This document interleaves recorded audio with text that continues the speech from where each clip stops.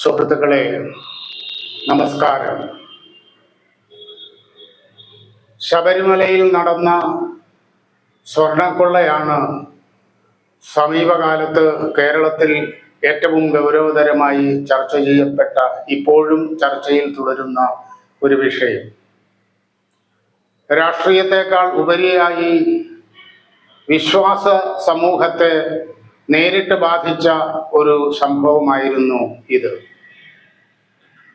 ശബരിമല ശ്രീ അയ്യപ്പ ക്ഷേത്രം എല്ലാവർക്കും അറിയാവുന്നതുപോലെ ലക്ഷക്കണക്കിന് ഭക്തന്മാർ എത്തിച്ചേരുന്ന ആരാധനാലയമാണ്. മാത്രവുമല്ല, അവിടെ മറ്റു ക്ഷേത്രങ്ങളെ അപേക്ഷിച്ച് ഒരുപാട് പ്രത്യേകതകളുണ്ട്.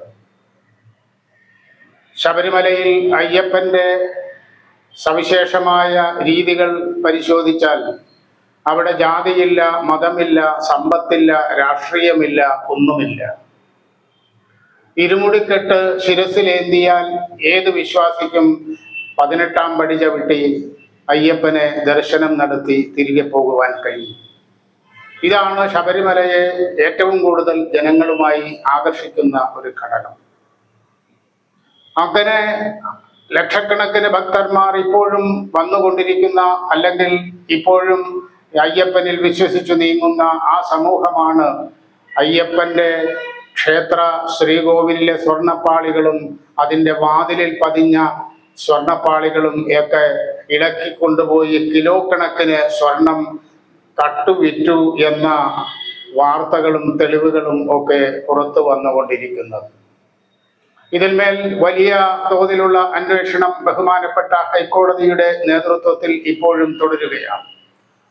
അന്വേഷണ സംഘം കണ്ടെത്തിയ തെളിവുകൾ പ്രകാരം ദേവസ്വം ബോർഡിന്റെ ഈ ഇടതു സർക്കാർ വന്ന ശേഷമുള്ള 3 പ്രസിഡന്റുമാരും ഇത്തരത്തിലുള്ള തട്ടിപ്പിൽ പങ്കാളിത്തം ഉണ്ട് എന്ന് കോടതി തന്നെ കണ്ടെത്തിയിരിക്കുകയാണ്. ഈ 3 പ്രസിഡന്റുമാരും വൈകാതെ അഴികൾക്കുള്ളിൽ ആകും എന്ന വാർത്തകളും വരുന്നുണ്ട്. ഇതൊന്നുമല്ല ഇവിടെ വിഷയം.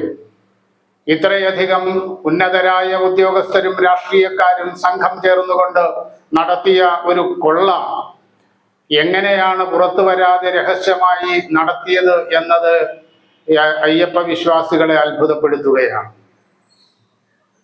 ഏതായാലും നിലവിൽ ഭരിച്ചുകൊണ്ടിരിക്കുന്ന ഇടതുപക്ഷ മുന്നണി സർക്കാരിന് ഒരിക്കലും മായാത്ത വിധത്തിലുള്ള കളങ്കവും കഷ്ടപ്പാടുകളുമാണ് ഈ സ്വർണപ്പാളി കൊള്ള സംബന്ധിച്ച് ഉണ്ടായിട്ടുള്ളത്.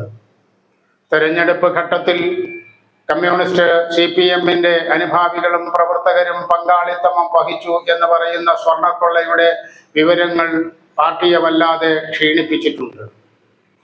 പ്രാദേശിക തലങ്ങളിലും ജില്ലാ തലങ്ങളിലും CPM-ന്റെ നേതാക്കന്മാർക്കും പ്രവർത്തകർക്കും ഉത്തരം മുട്ടുന്ന സ്ഥിതിയിലാണ് ഇപ്പോഴും നിൽക്കുന്നത്. ഇതെങ്ങനെ മറികടക്കും എന്ന മുഖ്യമന്ത്രി പിണറായി വിജയന്റെ ചിന്തയിലാണ് മുൻ ചീഫ് സെക്രട്ടറി K. ജയകുമാറിനെ ദേവസ്വത്തിന്റെ പുതിയ പ്രസിഡന്റാക്കുന്നതിനുള്ള തീരുമാനത്തിലേക്ക് എത്തിച്ചത്. സംഗതി കൊള്ളാവുന്ന കാര്യമാണ്. K. ജയകുമാർ ചീഫ് സെക്രട്ടറി മാത്രമല്ല, കേരളത്തിൽ ആദ്യമായി തുടങ്ങിയ മലയാളം സർവകലാശാലയുടെ ആദ്യ വൈസ് ചാൻസലറും അദ്ദേഹമായിരുന്നു. പിന്നീട് ആ കാലശേഷവും വലിയ ചില പദവികൾ സർക്കാർ അദ്ദേഹത്തിന് നൽകി.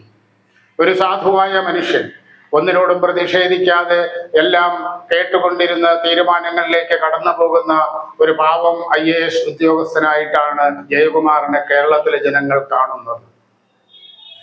അത്തരത്തിലൊരാളെ ദേവസ്വം പ്രസിഡന്റ് പദവിയിൽ ഇരുത്തിക്കൊണ്ട് നിലവിലുള്ള എല്ലാ കുറ്റകൃത്യങ്ങളേക്കും ആരോപണങ്ങൾക്കും കുറെയൊക്കെ തടയിടാൻ കഴിയും എന്ന വിശ്വാസമാണ് മുഖ്യമന്ത്രിക്ക് ഉള്ളത്. കാരണം വലിയ അതിരുവിട്ട പ്രവർത്തനങ്ങൾ അവിടെ ഉണ്ടായപ്പോൾ അവരെ ആരെയും സംരക്ഷിക്കാതെ നീതിപൂർവം പ്രവർത്തിക്കുന്ന ഒരാളെ പ്രസിഡന്റ് സ്ഥാനത്തേക്ക് കൊണ്ടുവന്നു എന്ന് പറയുവാൻ CPM-നും മുഖ്യമന്ത്രിക്കും കഴിയും എന്നതാണ് ഇതിന്റെ സാധ്യത. എന്നാൽ ഇതിന്റെ മറുവശത്ത് മറ്റു പലതും ഒളിഞ്ഞിരിക്കുന്നു എന്നാണ് ചില സങ്കേതങ്ങൾ പുറത്തുവിടുന്ന വാർത്തകൾ.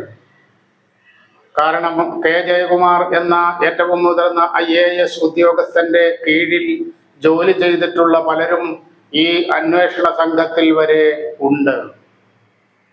മാത്രവുമല്ല, പുതിയ പുതിയ CBIയുടെ അന്വേഷണം വരെ വന്നാലും ജയകുമാർ എന്ന ഈ മുതിർന്ന IAS ഉദ്യോഗസ്ഥൻ പ്രസിഡന്റ് ആയിരിക്കുന്ന ദേവസ്വം ബോർഡിന്റെ മുന്നിലെത്തി അവിടെ ഒരു നിലവിട്ട പരിശോധനയ്ക്കും തെളിവെടുപ്പിനും അവർ തയ്യാറാകുമോ എന്ന ആശങ്കയും ചില കേന്ദ്രങ്ങൾ ഉയർത്തുന്നുണ്ട്. കാരണം അത്രയ്ക്ക് സമാദരണീയനാണ് ശ്രീ ജയകുമാർ. അദ്ദേഹത്തിന്റെ മുന്നിലെത്തി അദ്ദേഹത്തെ ചോദ്യം ചെയ്യുവാനോ അതല്ലെങ്കിൽ ഇപ്പോഴും അദ്ദേഹം അധികാരമേറ്റതിന്റെ ശേഷവും ഈ ദേവസ്വം ബോർഡിൽ കടിച്ചു തൂങ്ങിയിട്ടുള്ള ഉയർന്ന ഉദ്യോഗസ്ഥരെ ചോദ്യം ചെയ്യാനും ഒക്കെ ഈ പറയുന്ന അന്വേഷണ സംഘത്തിലെ പലരും തയ്യാറാകുമോ എന്ന് പൊതുജനം ആശങ്കപ്പെടുന്നുണ്ട്. അപ്പോൾ മുഖ്യമന്ത്രി പിണറായി വിജയൻ ഒരു കാര്യം ശരിയാണ്, കേരളത്തിൽ ഇന്നുള്ള ഏത് രാഷ്ട്രീയക്കാരനേക്കാളും പ്രശ്നങ്ങളെയും പ്രതിസന്ധികളെയും മൗനമായി ഇരുന്നു കൊണ്ട് അതീവ രഹസ്യമായ നീക്കങ്ങൾ നടത്തി അത് പരിഹരിക്കാനുള്ള തന്ത്രപരമായ ശേഷിയുള്ള ആളാണ് ശ്രീ പിണറായി വിജയൻ. ശബരിമല വിഷയത്തിലും അദ്ദേഹത്തിന്റെ പതിവ് ശൈലിയാണ് പ്രകടമായിരിക്കുന്നത്. തെരഞ്ഞെടുപ്പ് തൊട്ട് മുന്നിൽ എത്തി നിൽക്കുമ്പോൾ സർക്കാരിനും CPM-നും ഇടതു കക്ഷികൾക്കും ഉണ്ടായിട്ടുള്ള മോശപ്പേരുകൾ മാറ്റിയെടുക്കുവാൻ സൽസ്വഭാവിയായ ജയകുമാർ എന്ന IAS ഉദ്യോഗസ്ഥനെ മുന്നിൽ നിർത്തി എന്നതാണ് ഈ ശബരിമല വിഷയത്തിൽ പിണറായി വിജയൻ കൈക്കൊണ്ടിട്ടുള്ള പുതിയ നീക്കങ്ങളുടെ പിന്നിലുള്ള രഹസ്യം എന്ന് പറയുന്നതാണ് ശരി.